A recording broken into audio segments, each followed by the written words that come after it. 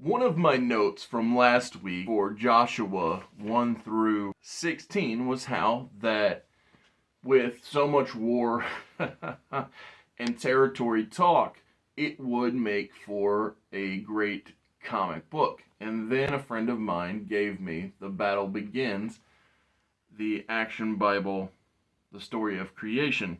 And it's just one of those things where, and I had it happen all last week. There were just echoes of life happening or reflecting back on different thoughts, different observations from thing to thing and place to place and person to person. So I just thought it was very interesting. But after the open rolls, Josh will return and we will continue or complete Joshua 17 through 24, talk about Proverbs 15 through 17, and Judges 1 through 10, which continued the territory talk and, war and combat, all the stuff that began last week.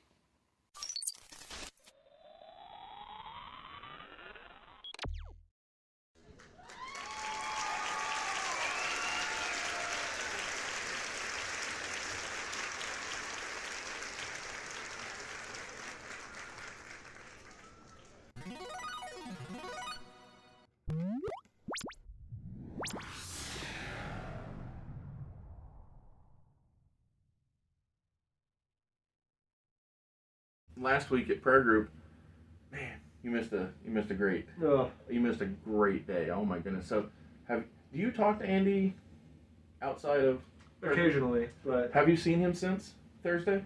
No. Are you in office tomorrow? Yeah. You gotta find him. Okay. He's got a great story. Sweet. I am not gonna be able to give it justice. So even before prayer group, I went to Vincent and I was like, man, I'm having a great day. And he's like, what's up? Oh my goodness.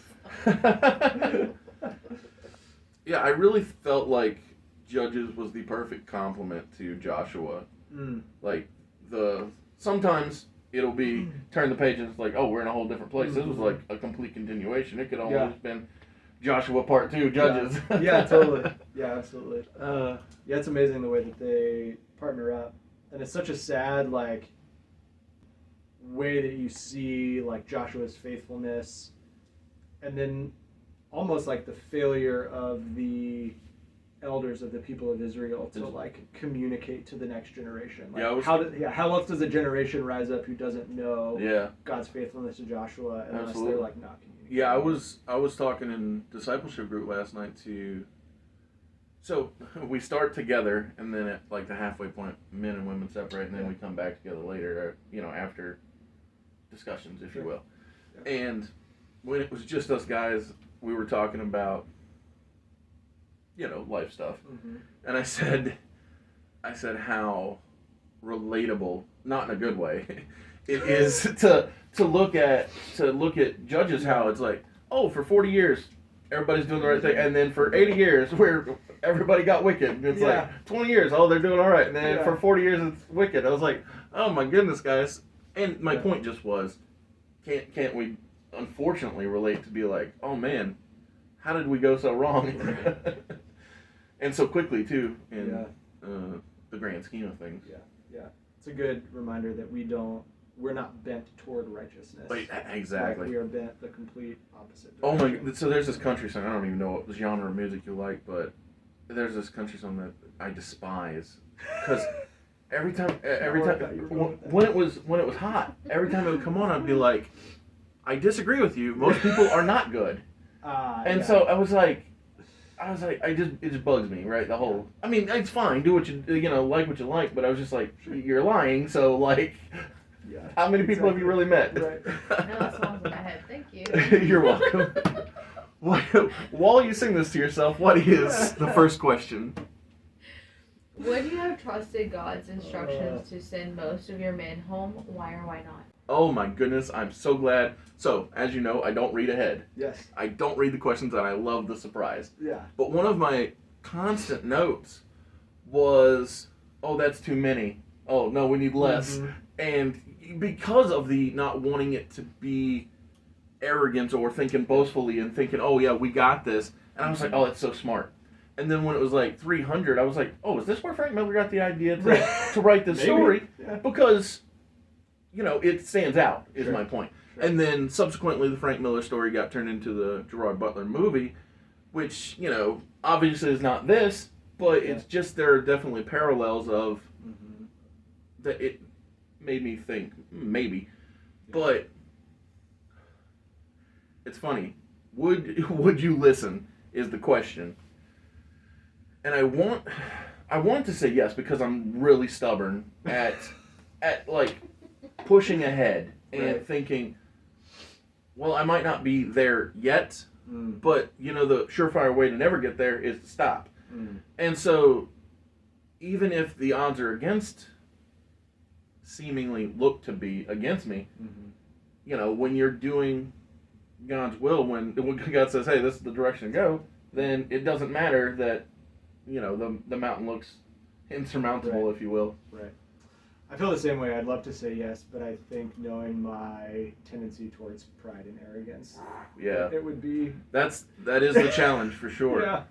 I very much am like, I don't want to ask for help. Let's figure this thing out. And so if I'm not in a season, in a place where I am like really focused on reliance on the Lord, Absolutely. my natural tendency is going to be, well, yeah, we got all these dudes. Like, Let's use the let's dudes. take as many as possible. Yeah, exactly. That's a Like- good point. Yeah, one of the members of discipleship group was talking about how he went to this, what do you call it? Man camp. Man camp. Thank you. It cracked me up that he Yeah. called it that, but it was I think he said 4,000 Dude. Christians. Yeah. Outside Cincinnati, so Yeah. it might have been northern Kentucky or that general region Mhm. of area that they were sectioned off. It wasn't like all 4,000 were in the same spot, but they Sure. were in their own little, I forget what he called it.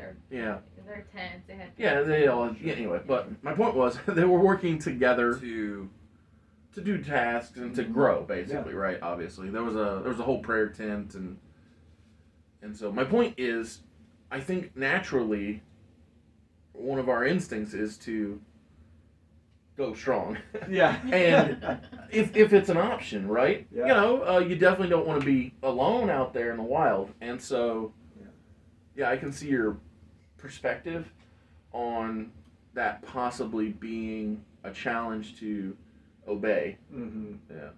Yeah. I just know myself. Yeah. If I have the choice between asking for help or powering through and figuring out myself, like I'm gonna go this way until I hit the full on. You cannot go any further without Yeah. asking for help. Oh, that's crazy. Yeah.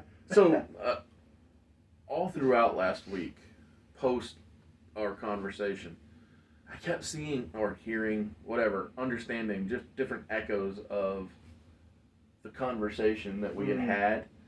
And I loved when it got brought up in prayer group and I wasn't alone. Like, obviously, they weren't in you and I's conversation, but everybody was having that ability to see the Lord at work in their life and throughout the week. And I was just like, man, that's such a powerful thing to realize. That was really not related to the question. I just wanted to share because that's really cool. No, absolutely. Yeah, I was so emotional last week throughout prayer group just because like everything was it was just hitting. Yeah. So, what is the second question? Has there been a time in your life when you trusted God and succeeded against the odds? I thought a little bit ahead on this one, so I can share what you think. I love it. I had two stories that came to mind. One was our first year of marriage. So my wife and I have been married 11 years now. In our first year of marriage, we lived down in Athens. We're both Bobcats. Hey, me I too. know. Yeah. Absolutely. Oh, yeah. And volunteered with the campus ministry down there, got part-time jobs. And so obviously we're like newlyweds, early 20s, like working in food service, not making a ton of money. Of course. And I had seen my parents through their marriage give financially and tithe consistently throughout like all of the different seasons of their marriage and our family's journey, including like times when my dad wasn't working. Like they were consistent in like, this is what we believe we're called to do, and like we're going to be faithful to this, and like God always provided. And so that was a thing that I wanted to implement in our family. And we got to the end of that year and did our taxes, and we made like a combined maybe $20,000. Right. Yep. Like just ridiculous. But like we always had food. Like we always had money to put gas in the car. We always like had things that we needed, and I think it's because we like were faithful in that like little way to. No, I totally love that. That's Yeah. beautiful. So I don't have like a specific example. But I feel like all throughout my life, God's just been like, I got you. You're, it's weird because when I was younger, I didn't understand. I just said, oh, I'm fortunate. Sure. And I didn't understand. I didn't even get why I was fortunate, or even like it didn't make any sense. It was just like, I'm a fortunate human being. Yeah. Like, and it's any which way you want to look at it, right? So, being deployed to Iraq for 15 months and coming away, perfectly fine. Yeah. That's pretty darn fortunate. Yeah. Yeah. I moved cross country twice, and both times when I had vehicle issues, it was after it was over.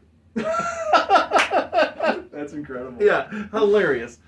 Like, I like I said, it's like even if you want to talk about other ridiculous things. So there was this time. It was within the recent past. I'm gonna say the last couple of years. Yeah. Mrs. Superodd said to me, she was like, I don't know how we're going to get to work. I was like, I don't know. We're broke.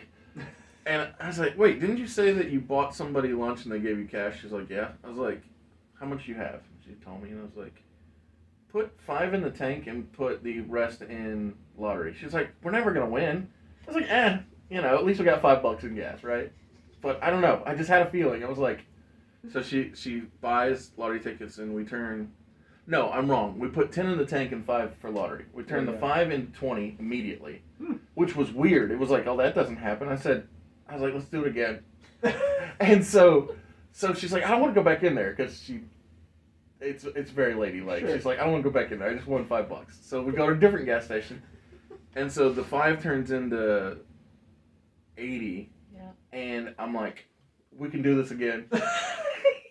and she's like, no, we're gonna lose. I was like, we're going to do it again.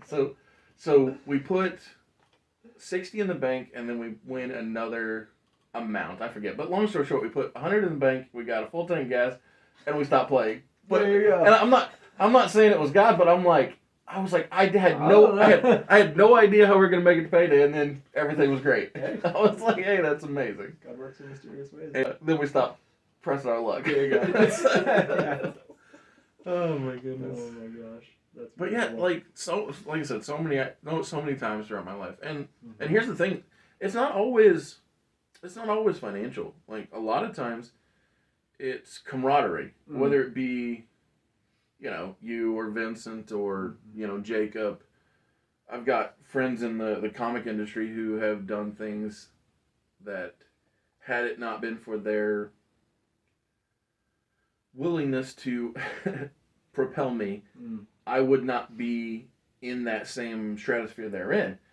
And so, yeah, I don't know. It's just, I've so many times through my life, I'm just like, oh, wow, I'm so fortunate to be where I am, to have what I have. And it's like, I thank the Lord, because it's like, in so many of these ways, it's like, I didn't do that. Like, I did not do that. I was just, it was a gift, and it's beautiful. Yeah. James says, do not be deceived. Every good and perfect gift comes from above. Yeah, exactly. From the Father of heavenly lights. Like, we don't earn these things. They're gifts that we're given, and I don't think luck has as much to do with it as culture would like to. Oh yeah, exactly.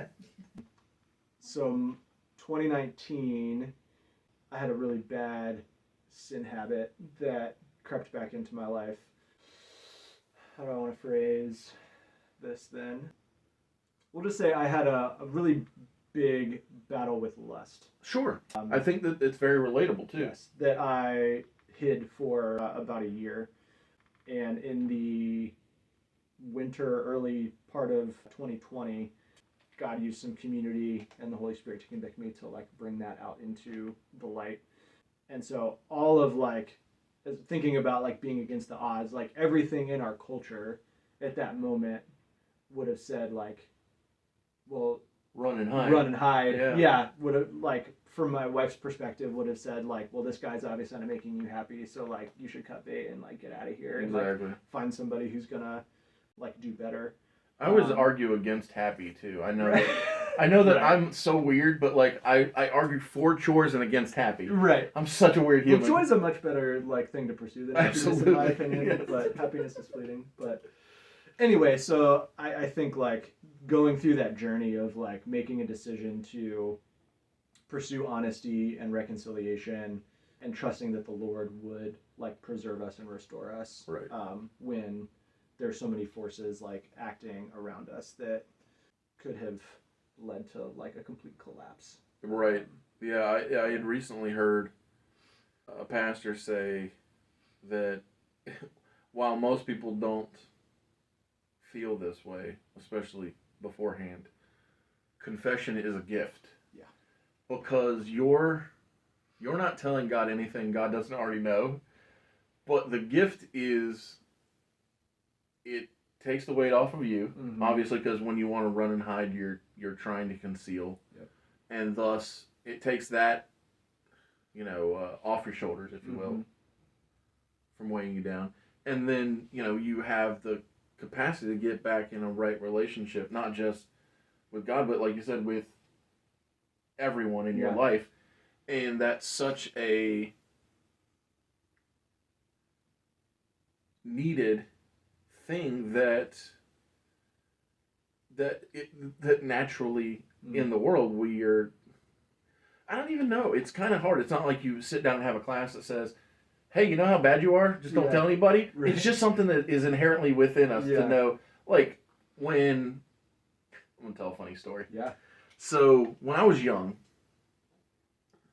I don't remember my exact age, but I'm gonna say less than 10. I feel like my sister, who is a year older than me, kept teasing me that she knew where my Christmas gifts were, and so obviously I'm young and I want to know like what is it? What's the gift? Where's it at? Like, oh my goodness.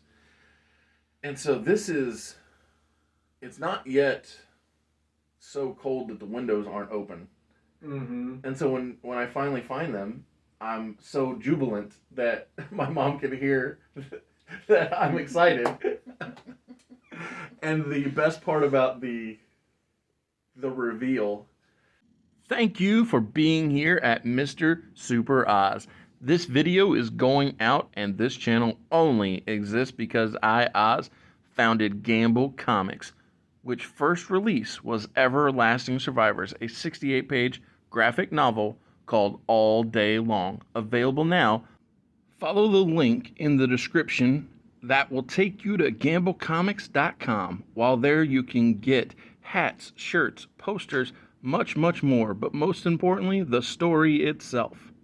Is that she's not, like, per se mad. She's not happy about it, but Right. she's not, like, losing it. She's very calm, composed, and says, "You do know you're not getting any of those now." Oh, by the way, those were wrestling action figures. And they were, like, super cool. Like, they were guys I really liked, right? Yeah. And so it was, the amusing part is that when Christmas came, I would see my cousins open gifts, and my uncle too, because her brother was closer to my age than her. She had big family, so Yeah. like her eldest sibling was, people thought it was her kid because she was fresh married, yada yada. Anyway, Yeah. but my point was, I saw all these gifts that I thought were coming to me, going to others.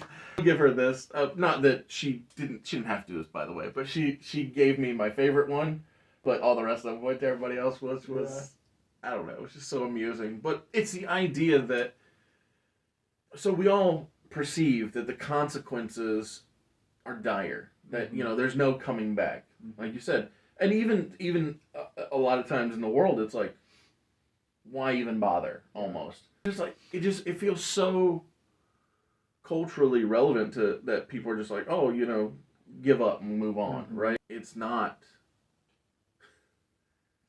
That is not the absolute only choice. Yeah. And as a matter of fact, I agree with your perspective, which is it's much better to work. Oh yeah. Well, shame is built into like I think our sin nature. So we see that's like Adam and Eve's response. That's what I was gonna say. Yeah. So early. What, like chapter 3? It's maybe? immediate. Yeah. Yeah. Like, It's like after they like all of a sudden have this realization and feel naked and like feel like a weirdness around that, and so they hide. yes. And then God comes and is trying to call them out, which is like such a sweet picture of like the Lord's tenderness. Exactly. So, like he knows exactly where they are. Yeah. Exactly. Right. Like to your point, like when we confess, it's not like we're saying anything God doesn't know. Like you can't really play hide and seek with God. Exactly, It's- right. But he gives them this opportunity to confess and to not fully give into that sense of fear and shame. Well, the other beautiful thing is once they say, yes, we did wrong. Yeah. He clothes them better than they clothe themselves. Which, Mhm. in my mind, it's a show of love, because even though you did the wrong thing, Mm-hmm. and even though you thought you were doing the right thing after you're wrong, it's like, here, I got you. Mhm. I know what's better. Yeah. And I was just like, oh my goodness, yeah. Yeah. It's- Yeah, even the exile from the garden is a grace, because you see God saying like it would be horrible for them to exist Right. forever in this state by eating from the tree of life Yes. as they are. Right. And so to protect them, we have to prevent that from happening.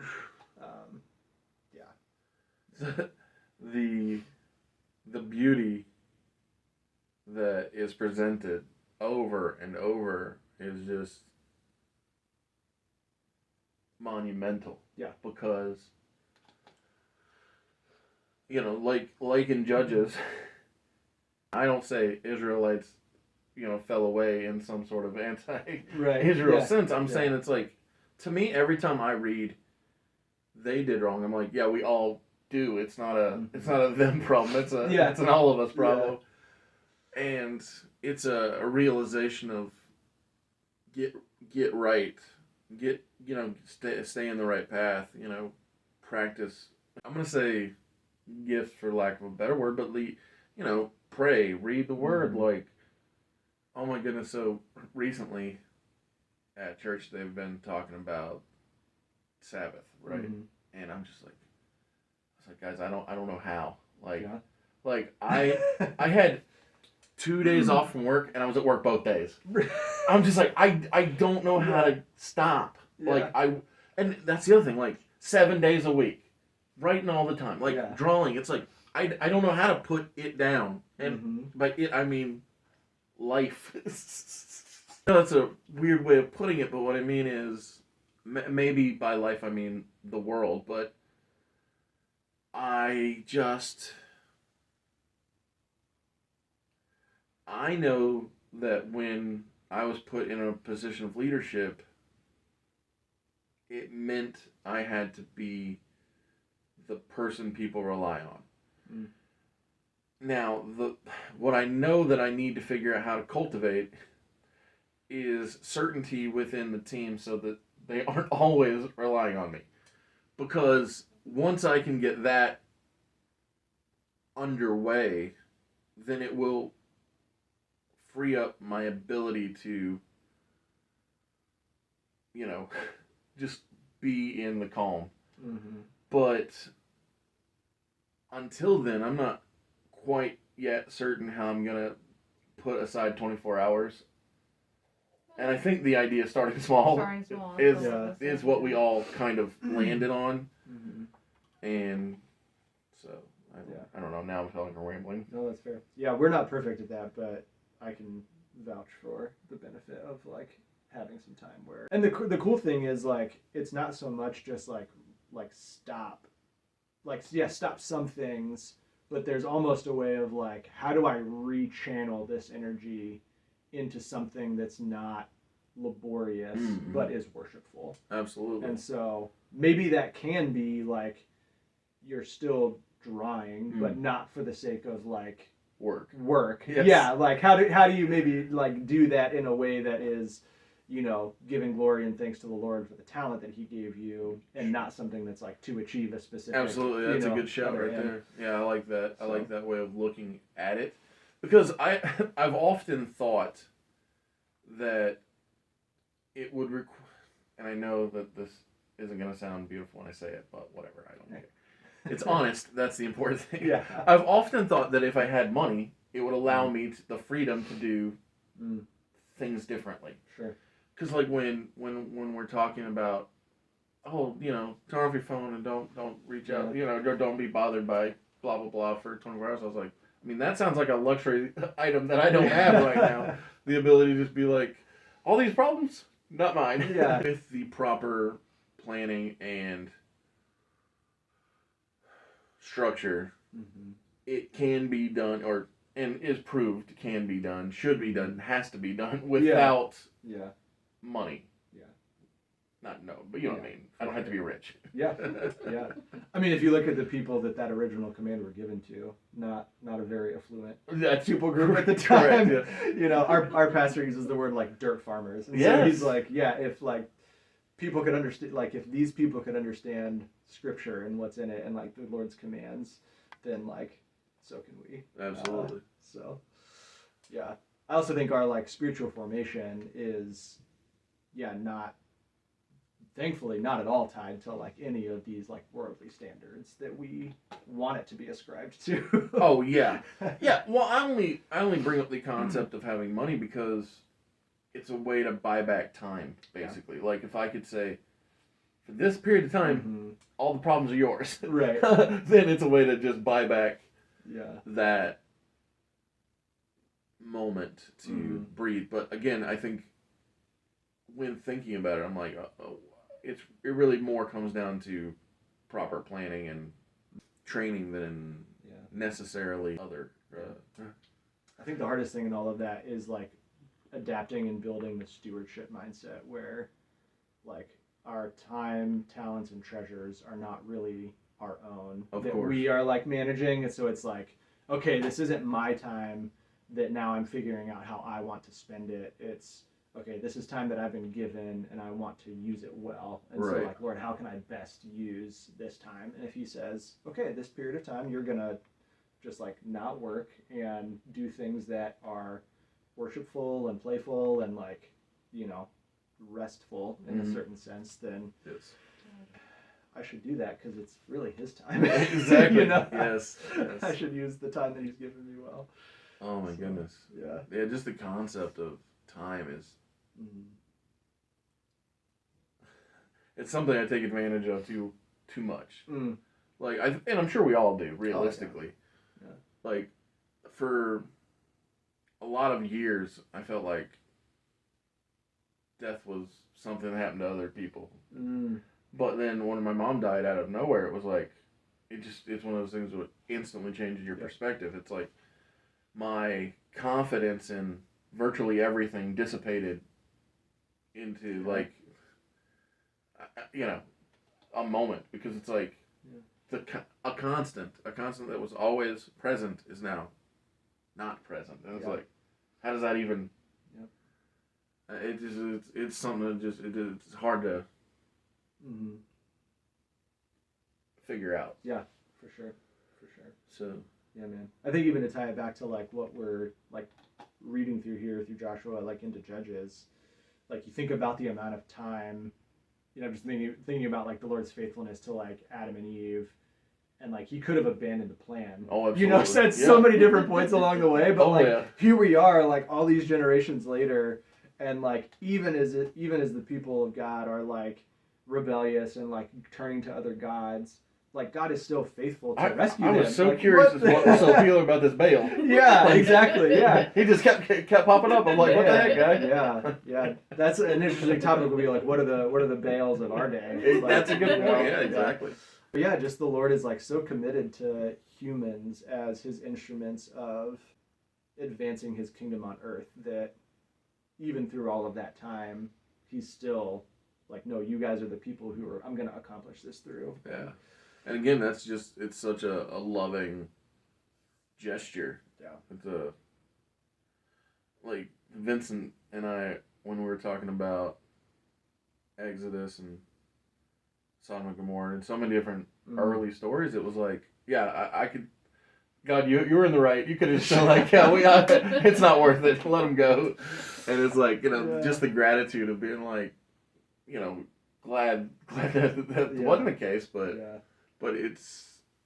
it made sense. Yeah. So. Yeah, I think it's like a good perspective for us to think through.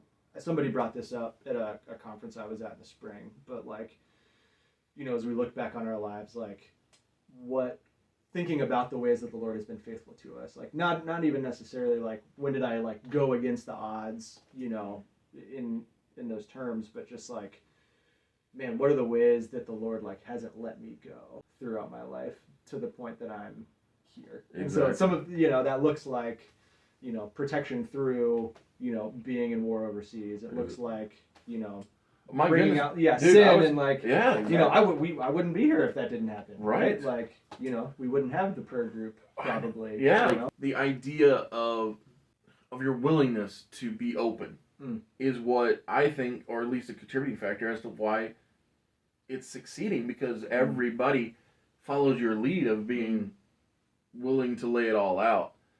And that's what makes the prayer group so impactful, is that everybody is on the same page to be real. Yeah. And so that's because you were willing to start. Sure. If you will. I feel it. Yeah. Yeah, vulnerability is foundational to community. So. And yet we're also wired otherwise. Yeah, exactly. Yeah. Especially as dudes. Yeah. Gosh, man. Like, Oh my goodness. so many other things I'd prefer to talk about. But Yeah. What's question 3? Hopefully get off the topic. No, that's great. I brought it up. I know. I'm just playing along. In Judges 7:9 through 11, God instructs Gideon to go to his enemy's camp. Why and what were the results? We'd already talked on the open, or the early portion, about why were the people sent? Well, it was, and why were they sent in a small number originally? It's to prove that it's God that's making it happen. Mm-hmm. So the angel of the Lord set the offering on fire. Gideon broke down Baal's altar. Man, that Baal. Why?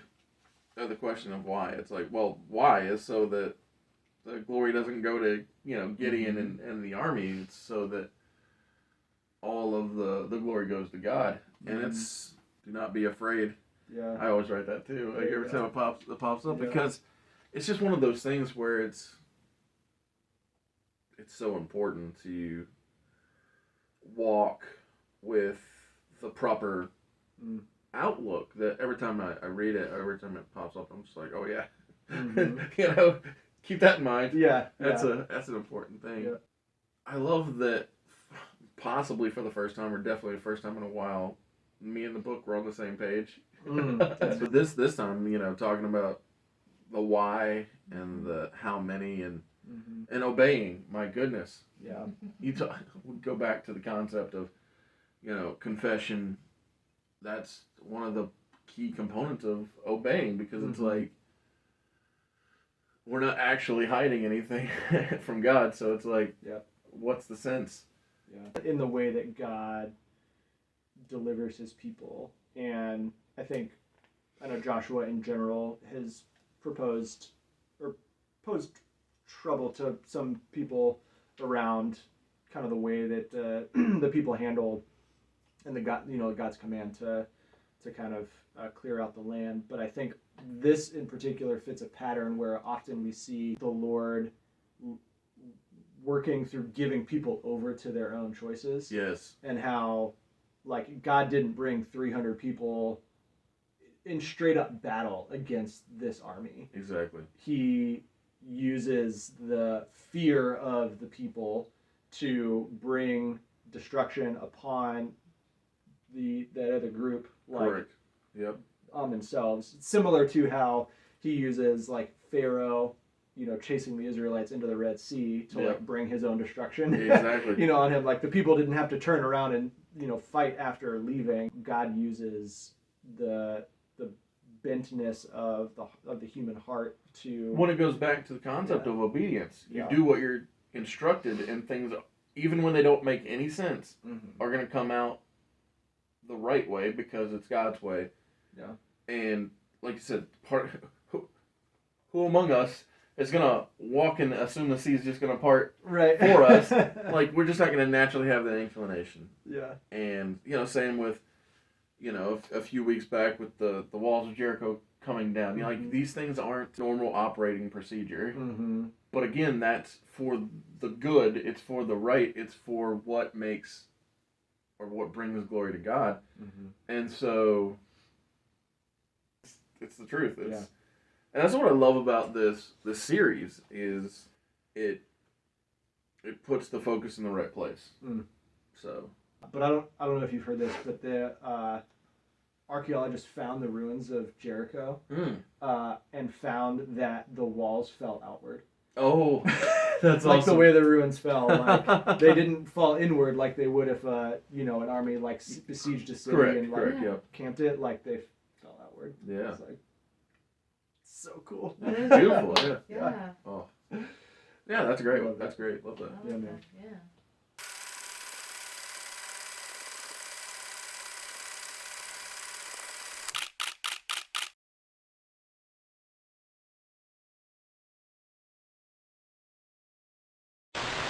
Yeah.